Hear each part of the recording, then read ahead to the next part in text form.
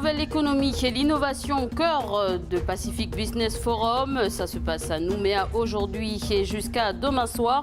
De ce journal, gros plan sur le moteur de recherche Pointe. Son concepteur Éric Léandri est à Nouméa, rencontre avec l'homme qui veut concurrencer Google. Pour les amoureux de la pêche ou de la mer, le salon nautique c'est demain à Koné. Que représente cet événement pour un pêcheur professionnel? Nous entendrons l'un d'entre eux dans ce journal.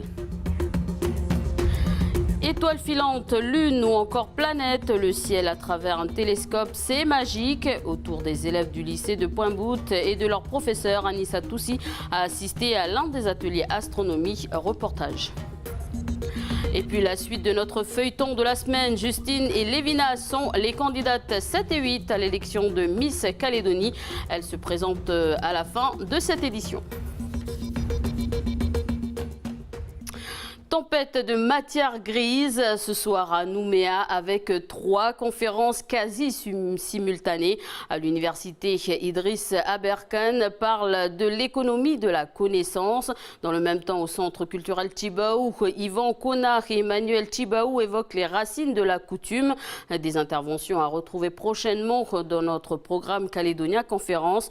Et puis, depuis ce matin, se tient le Pacific Business Forum. Il s'agit de réfléchir au nouveau souffle que pourrait trouver l'économie. Et demain matin à 10h, un orateur particulièrement attendu, Éric Léandri, le président du moteur Pointe. Avant de l'écouter, j'accueille Stéphanie Marlier. Bonsoir. Bonsoir Élise. Alors, tu es là pour nous expliquer qu'est-ce que c'est Quant. Alors, c'est quoi Quant? Alors, Quant, c'est un moteur de recherche made in France qui a été lancé en 2013 par Éric Léandri et qui, depuis, est en pleine expansion. Alors, nous connaissons tous le géant américain Google. On connaît beaucoup moins Quant, qui est un plus petit moteur de recherche, mais qui tente tout de même de le concurrencer. Donc, alors, effectivement, il a encore du chemin à faire avant de les détrôner avec ses 100 milliards de recherches effectuées chaque mois. Mais Quant ne résiste, puisque en 2016, 2,6 milliards de recherches ont été effectuées dans l'année. Alors, qu'est-ce que la différence avec Google? Alors Google, c'est de notoriété publique, conserve nos adresses IP et nos historiques de navigation. Quant, lui, met vraiment un point d'honneur à respecter la vie privée de ses utilisateurs. Et comment c'est possible? Tout simplement parce que Quant n'utilise ni cookies, ni outils de tracking, c'est-à-dire qui permettrait de réaliser le profil de l'utilisateur, de l'exploiter ou bien de le revendre à des fins publicitaires ou autres. Merci Stéphanie pour toutes ces précisions. Et on a rencontré justement Éric Léandri, le fondateur de Quant. Écoutez, il a peut-être une autre idée innovante pour la biodiversité calédonienne. On l'écoute. On se balade, nous, sur la planète, on regarde un peu les choses. Moi, je suis corse. Donc après avoir fait le moteur en Corse, le moteur pour les Bretons, pour les Basques, pour les Catalans, je viens de me rendre compte tout simplement que j'aurais dû déjà faire quelque chose pour la Calédonie à un petit moment. Donc demain, je vais faire une annonce là-dessus. Et puis la deuxième chose, j'étais à ce discours génial d'Idriss tout à l'heure. Et je m'aperçois qu'il y a autre chose que l'on peut faire. On fait un moteur de recherche pour tout ce qui est sur Internet. On fait un moteur de recherche pour tout ce qui est social. On fait un moteur de recherche pour tout ce qui est Internet des objets, parce qu'on fait déjà tout ça. Et là, j'ai envie de faire un moteur de recherche pour tout ce qui est biodiversité, donc rajouter tout ça. Je crois que vous êtes la deuxième zone au monde pour la biodiversité, donc je crois que je vais perdre 5 minutes à essayer de vous apporter aussi quelque chose. Voilà, des propos recueillis par Duke Menangou. La Nouvelle-Calédonie est plutôt bon élève en termes de gestion financière, en tout cas par rapport aux départements et territoires d'outre-mer. La Chambre territoriale des comptes est connue pour contrôler les finances des collectivités publiques. L'institution a fait le bilan aujourd'hui sur son activité de 2016. Écoutons Jean-Yves Marquet, son président, qui est au micro de Duke Menangou.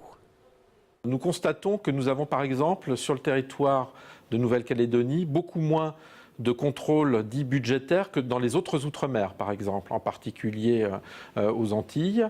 Donc ça peut être un élément de comparaison. Les contrôles budgétaires sont des contrôles qui sont enclenchés lorsque le Haut Commissariat ou le préfet découvre des situations de non-vote du budget, de vote du budget dans de mauvaises proportions. Donc effectivement, c'est plutôt bon signe d'avoir moins de contrôles budgétaires que d'en avoir plus. Autre exemple, en Nouvelle-Calédonie, 5 contrôles de ce type ont été émis en 2016 contre 20 en Guyane. Pêcheurs ou amoureux de la mer, le salon nautique c'est demain. Bateaux, plates ou encore moulinets, près de 10 exposants vous proposeront leurs produits. Une occasion d'acheter ou de vendre du poisson près de chez soi. C'est ce que va faire Gilman Pourouda. Nous l'avons rencontré ce matin, juste après son coup de pêche à Nissa Toussi. Il est 7 h du matin, Gilman revient d'une pêche nocturne avec environ 20 kg de bec de canne. Ce pêcheur professionnel est spécialisé dans la pêche au filet et à la ligne. Patenté depuis 2006, il vend essentiellement le produit de sa pêche par le biais des colporteurs ou directement chez lui. Le salon de la pêche est un événement qu'il ne rate pas. Pour cela, il a prévu. Je vais faire que les becs de canne. Je vais voir les becs de canne, si j'ai le temps, les mulets aussi. Il y a les mulets et la friture aussi. Les gens demandent beaucoup, c'est la friture. Des fois, on cherche à faire que les gros, mais les meilleurs, c'est les petits aussi. Gilman ne vend que du poisson frais. Il est donc primordial pour lui d'avoir une machine à glace. Dernièrement, il a sollicité l'aide de la province Nord afin de s'en équiper. En attendant, il se ravitaille en glace sur Nouméa. Ceux qui connaissent, ils regardent les yeux, ils regardent les ouïes. Les ouïes, c'est bien rouge. C'est que c'est du poisson frais. Et voilà, c'est mieux la glace. Ça, c'est de la bonne glace, ça. La glace pilée. C'est la glace exprès pour le poisson.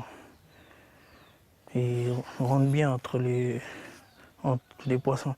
Puisque les bouteilles, les blocs, ça reste un bloc, quoi. Puis ça fond, ça fait de l'eau sur le poisson, mais c'est pas terrible. C'est un avantage pour lui de participer au salon, car il y a une forte clientèle sur la zone VKP. Mais ce n'est pas l'unique raison. L'intérêt pour moi de vendre sur place, c'est bien aussi. Et tu gagnes plus, c'est parce que tu n'as pas la marge du colporteur, quoi. Nous, on vend ici à notre prix à nous. Mais quand tu vends au colporteur, c'est pas cher, mais voilà. Ce qui est bien aussi, c'est vrai, c'est pour des grosses quantités. Pour se procurer ces becs de canne, il vous faudra débourser entre 700 et 800 francs le kilo. Un prix attrayant pour des produits frais et de qualité. Voilà, 750 francs le kilo demain à Théari. Et à titre de comparaison, le prix moyen pratiqué à Nouméa s'élève à près de 1000 francs le kilo. Et le salon nautique, on en parle encore avec Christophe Cantonnet, coordinateur des pêcheurs professionnels du Nord. Il sera l'invité de Falaï Wedjo dans Bienvenue dans la bande, comme annoncé en début de ce journal. Demain soir, c'est les vacances. Si certains adorent passer les vacances chez Pépé et Mémé, d'autres préfèrent des activités organisées. L'association du village de Magenta en a accueilli depuis bien longtemps. Elle souffle cette année ses 20 bougies. Retour dans le passé avec Lindsay Wamou.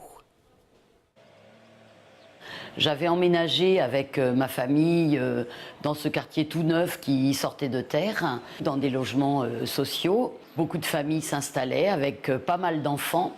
Donc rapidement, les enfants, bien sûr, jouent entre eux.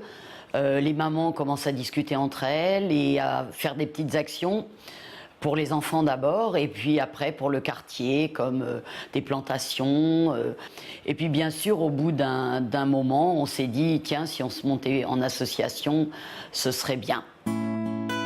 Et cette association voit le jour en février 1997. Son nom, les villages de Magenta. Le mot d'ordre est simple, animer le quartier. Magenta devient très vite un véritable melting pot et ce fait s'en ressent dans les premières animations organisées par l'association. Des animations, oui, mais aussi des centres de loisirs ou encore des camps de vacances.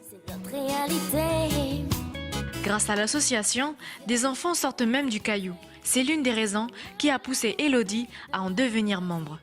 C'est vraiment le petit détail qui vraiment c'est la chose qui me tient à cœur parce que c'est une chance que moi aussi en tant qu'enfant j'ai pas eu cette chance-là et le fait de pouvoir donner cette chance-là à des enfants, à participer à cette cause me tient vraiment à cœur. Mais hors de question de faire les choses à moitié. En 2002, l'association signe un partenariat avec une autre association d'éducation populaire nationale reconnue, l'UFCV. L'association ici a souhaité qualifier ses animateurs et donc elle nous a demandé à bénéficier de notre agrément national par délégation, ce qui est prévu par les textes qui encadrent le BAFA et le BAFD. Et donc nous avons créé ce lien de partenariat avec elle, qui est un lien très fort, qui est un lien de confiance, mais qui est aussi un lien de contrôle. Aujourd'hui, 20 ans d'existence pour l'association et pour la population du quartier, des souvenirs gravés à vie. Et si vous avez envie de sortir des sentiers battus, voici d'autres idées pour vos enfants à travers tout le pays, proposées par notre papa Prosper Poigou. À Koumak, l'antenne du Conservatoire de musique vous propose sa semaine de stage artistique pendant la première semaine de vacances. Au programme, du lundi 7 au jeudi 10 août, de la musique avec un stage d'initiation et sensibilisation à la guitare. Cela se passe uniquement en après-midi et concerne 2 catégories, les 10-14 ans et les 15 ans et plus. Un stage découverte et improvisation au théâtre est également proposé du lundi 7 au vendredi 11 août. La matinée est consacrée aux enfants de 7 à 11 ans et l'après-midi aux 12-15 ans. Le tarif est fixé à 4 000 francs par discipline pour la semaine. Renseignements et inscriptions au 42 33 04. À Koné, l'association Évasion organise un centre de loisirs pour les enfants âgés de 3 à 11 ans. Le thème du centre est Tour du monde avec les 5 sens. Les enfants découvriront d'autres cultures dans le monde à travers de nombreuses activités scientifiques, expressives, culinaires et bien d'autres encore. Une 60aine de places est disponible. Le tarif est fixé à 10 000 francs, 4 000 francs pour les banques AFAT et 2 000 francs pour les boursiers. Pour s'inscrire, envoyez un mail à assoevasion@hotmail.fr. À Nouméa, pour les plus aventuriers, Escalaventure organise 2 camps de vacances pour les 8-12 ans à l'occasion des vacances d'août 2017. Le premier sera consacré à la grimpe et le second aux multi-activités. Au vu des nouveaux aménagements sur le camp des Kaori, la capacité d'accueil peut être portée jusqu'à 32 enfants, soit 2 par cabane pour plus d'espace et de confort. Contactez Gilles au 747 837 entre 17h et 19h. Le tarif est fixé à 35 000 francs CFP. Et les vacances, c'est aussi bien sous les étoiles. D'ailleurs, ce soir, les élèves du lycée Michel Rocard de Pointe-Boute ont rendez-vous avec elle. La première soirée a commencé ce lundi. L'atelier astronomie est animé par l'un de leurs professeurs. Équipés de 2 télescopes, les jeunes peuvent admirer l'espace. Anissa Toussi. Les 2 derniers éléments maintenant pour faire fonctionner notre télescope. Donc on a la petite raquette qui va nous permettre de le diriger.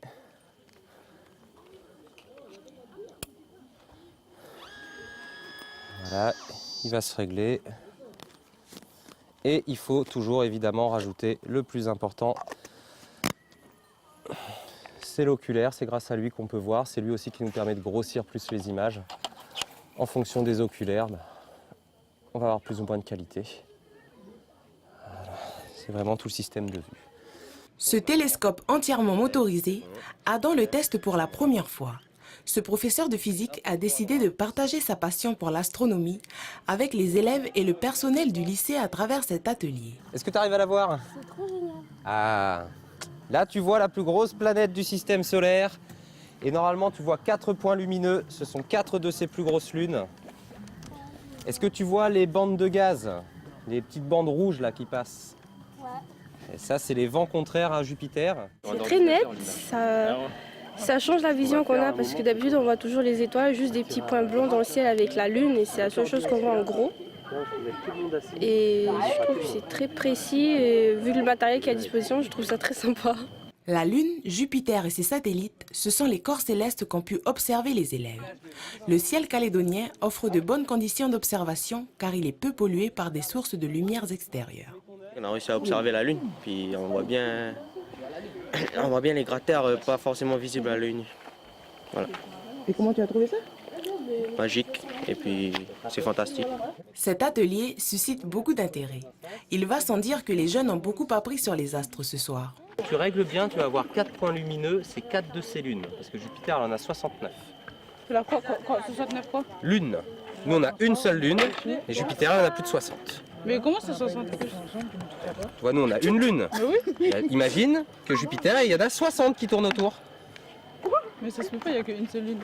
Non, nous il n'y a qu'une seule lune. Mars, elle en a 2 voire 3.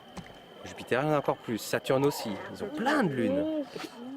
Alors on a le droit à tout style de questions, des questions scientifiques au niveau un peu de la mécanique. On a le droit à des questions aussi qui vont sortir un peu d'autres domaines. Est-ce que les autres planètes, est-ce qu'il y a d'autres planètes habitées? Est-ce qu'il y a de la vie ailleurs? Moi je pense personnellement quand on voit tous les étoiles qu'on a et quand on le voit à travers un télescope, il y en a tellement que ça serait dommage qu'on soit les seuls. Malheureusement, les nuages ont quelque peu gâché le spectacle céleste. Mais cela n'a pas empêché les élèves d'avoir la tête dans les étoiles. L'an prochain, Adam prévoit de mettre en place un atelier régulier et plus développé. Je vous le disais en titre, Justine et Lévina sont les candidates 7 et 8 à l'élection de Miss Calédonie. Elles défileront aux côtés de leurs camarades le samedi 19 août à la Reine du Sud. C'est la suite de notre feuilleton de la semaine.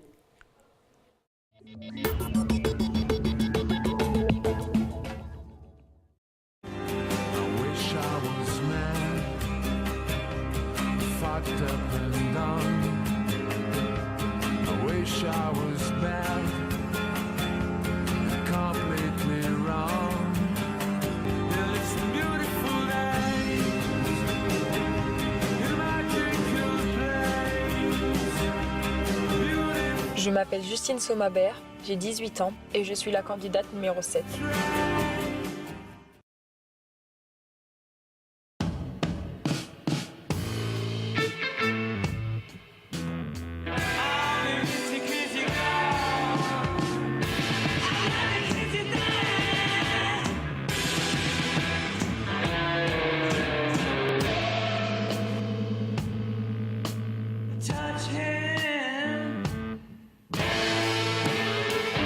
Je m'appelle Lévina Napoléon, j'ai 18 ans et je suis la candidate numéro 8.